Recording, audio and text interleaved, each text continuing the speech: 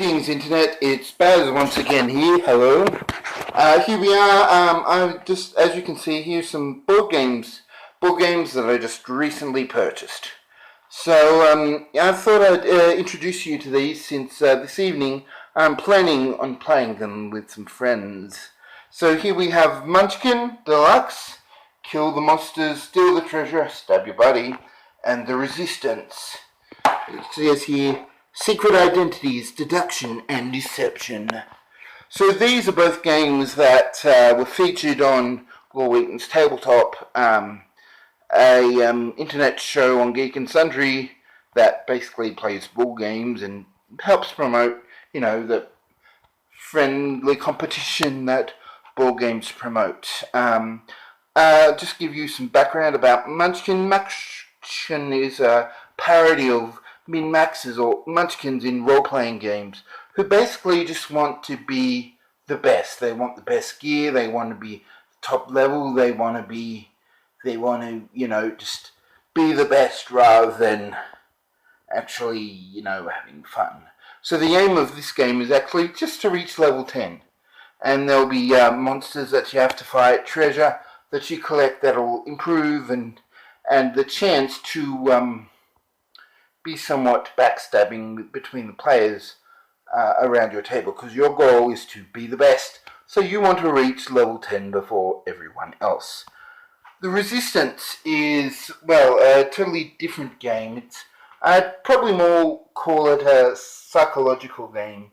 A game where there is people, and in that group of people trying to achieve objectives, there are spies that are trying to make those objectives fail. So I'll just turn the box around and read the bit of a blurb on the box so you can get an idea. The Resistance powers a small group of resistance fighters against a powerful and corrupt government. The Resistance has launched a series of daring missions to bring the government to its knees. Unfortunately, spies have infiltrated the Resistance ranks, ready to sabotage the carefully crafted plans. Even a single spy can take down a Resistance mission. Choose your team carefully, or forever lose your freedom. So that's basically Resistance, is that the Resistance is trying to take down the corrupt government, and to do that they go on these particular missions, spy missions, to collect intel and to, try and bring down the government through revealing their secrets. Unfortunately, they're spies. So these spies will try and meld in with the Resistance, try and get picked on teams so that they can fail the mission. But if they fail the mission, then there's a spy on the team. So it all can get really interesting determining who is a spy and who is loyal to the Resistance, and that's the game. So that's pretty much the two games. So I'll go and start unboxing these, so you can see what's going to be in the game. So I'll try and use this knife and it's not quite working, but I'll just leave it here, and then I'll merge this together with the next video. So now we've got the tape off, the shrink wrap off the Munchkin and the Resistance. Let's actually see what's inside. And yes, it's proving a bit difficult to open at one hand. Okay, so here's basically the rules booklet. Or is it a rules booklet, or is it basically just... Yes, it's just basing various types of Munchkin games, thematic role-playing games. So we've got and some other games that are made by Steve Jackson Games. So here's the actual rules, and so it's just a single sheet of plasticky paper, and here are some tokens that represent your players. So you've got various Types male and female are both red, orange, yellow, green, blue and purple. And here is the actual board. Unlike many board games such as, Monopoly, Risk and so on, all the board is basically a progress marker. So you advance from level 1 down here through level 2, 3, 4, 5, 6, 7, 8, 9, and finally to level 10. So there's the markers for what's called the door cards. Here's the treasure cards. And that's basically the game where you beat monsters, kick down a door, beat monsters, then you advance a level or two depending on the monster. So let's have a look at some of these cards. So here we've got shrink wrap. So there's curses. So this is curse income tax. Discard one item of your choice. Every other player must now discard an item or items totaling at least as much. So yeah, so some curses are just for the player, some others are, for the whole table. Okay, so I'll just be opening up so I can show you some of the monsters here inside the game.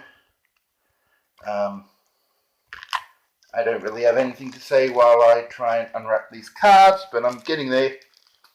And here you are. So here's some cards, some more curses. Okay, so warrior. So there's classes and races. Each class gives you a specific ability. So the warrior may berserk by discarding 3 cards in combat.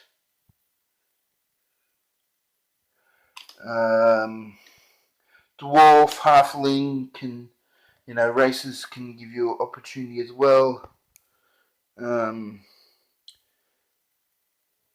So yeah, level 1 crabs cannot be outrun. So that's a monster, and so if you don't actually defeat the level 1 crabs, discard armor and all items worn below the waist. So that's yes. +4 against elves. So this is considered a level 1 monster unless it's an elf. It's an elf that you're fighting, and it's actually a +5. So let's go some of these later ones. So we have Net Troll. Has no special powers, and he's really mad about it. So yeah, basically, if you fail to defeat him and you have to run away, screws up the game balance by forcing you to let the players on the highest level take any one item each from you. So yes, so not actually defeating will cause bad stuff to happen. You do that by combining your level with modifiers. These modifiers are based on items or cards played by others on the board. So these are all door cards, and there's another pack of door cards there. So I wonder, is there? Okay, it looks like they're door cards. Let's open it up and see.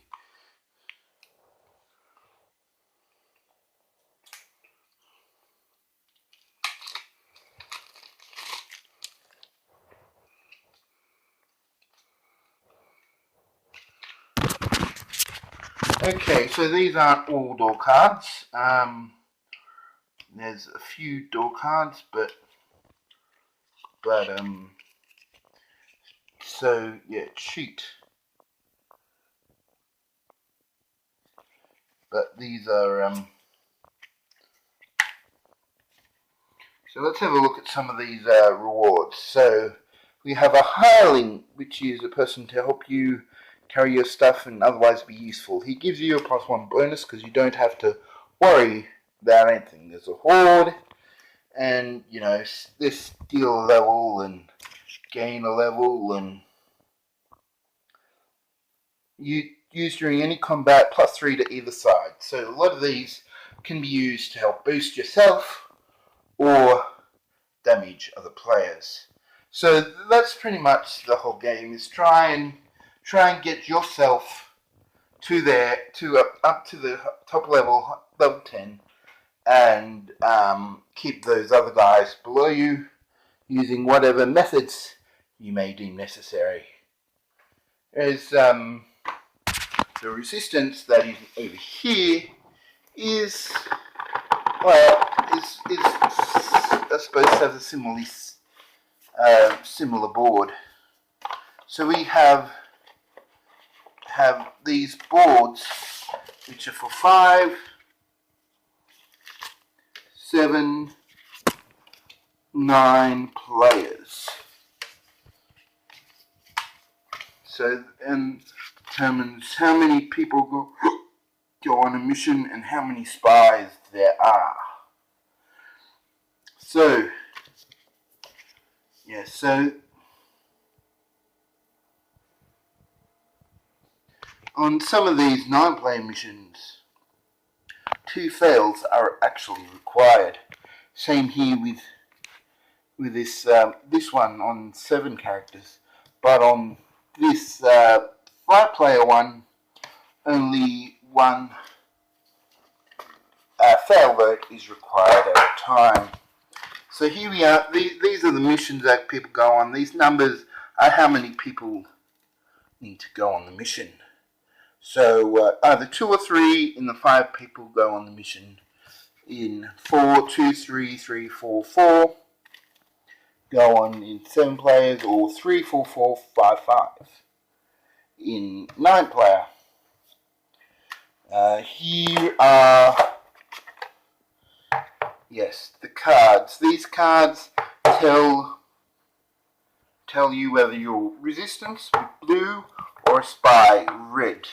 These are all, you know, use that same, so, you know, it's hard to tell who's who, and these are all voting cards and markers to show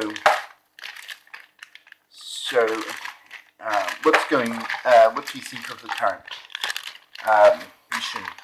So I'll just pause it once again and get these items out of the container so you can see how these go. Yeah, these are the various tokens that are used during the game. This one is, as it says, is a round marker. It is placed on the thing to show which round you guys are up to. These ones next to it are whether the mission was a failure, red for the spies within the resistance, or a success, whether the resistance won.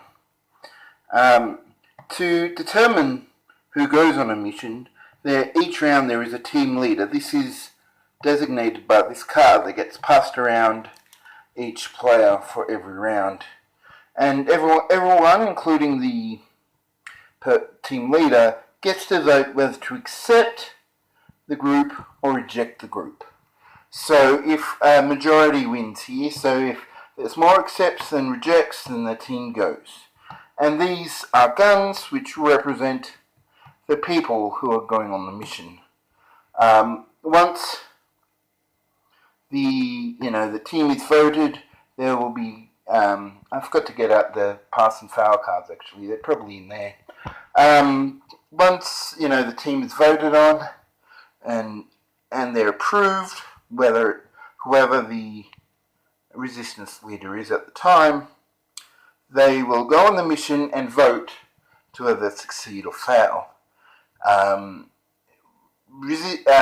Loyal members of the resistance can only vote for success, whereas the spies can vote for success or failure.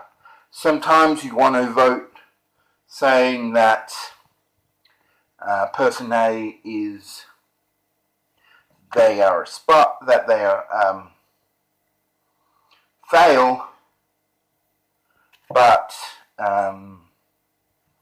sometimes you want people to succeed, so it goes off your scent. They don't necessarily think you're a spy. So there is a lot of ways for people to hide their intentions, to blame other people for failures, to pretend you are a loyal spy, but still you need out of these 5 rounds, you still need 3 of them to fail. If you are a resistance, if you are spies to the resistance, and if you are a loyal resistance member, you want 3 of those to be fielded. So that's pretty much all the structure of the game and of both games, and I'm looking forward to playing them. Alright, that's all for me. See you later, guys. Thanks. Baz out.